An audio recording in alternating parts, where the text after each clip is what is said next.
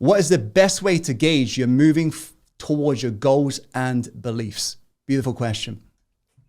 You got to measure something in your life. You're going to have a ritual in your life because what gets measured gets often improved. Yes or no? So if you look at elite achievers, world-class achievers, they have some form of check-in happening with themselves.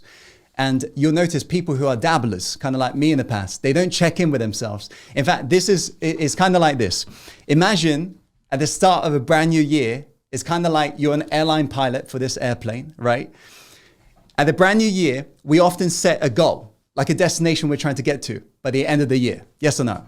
It's kind of like, let's say you're in America and you set a goal that you want to be in Thailand by the end of this year, right?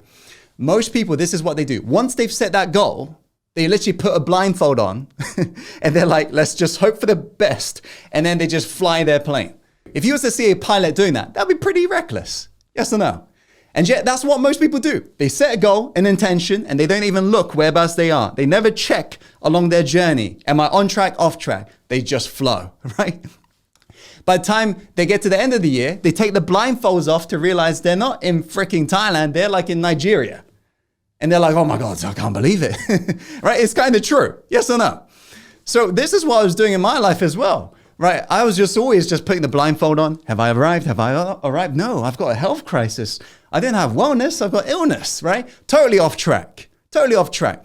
So what you got to do is have some form of ritual in your life. The ritual, the purpose of it, what it comes from the Latin ritus, which means proven way of doing something. You're going to have a proven way of doing something. And the way to do that is have a weekly sort of check-in with yourself, to even just use it as a trigger, a good trigger for you to just quickly reflect.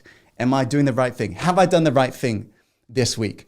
And the 3 important questions for you to be reflecting on every single week is, firstly, what went well? Right? Why do we ask ourselves this question? Because you're trying to generate more momentum from the things that's going well. And your mind, if it doesn't have a sense of momentum, tends to go a little bit haywire, right? Number 2, the question is, what didn't go so well?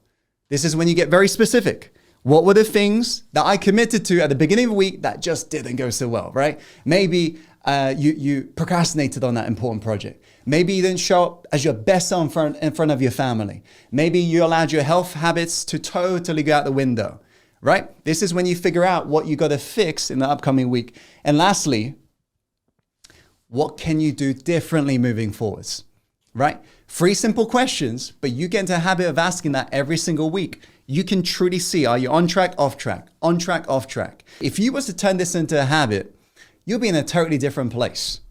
Not just by the end of this year, but probably by the end of this month, right? So this is the sort of ritual, a system you're looking to install into your life. And you can do this through the use of just buying a journal, right? Or do this digitally. Just ask yourself these 3 questions every single week.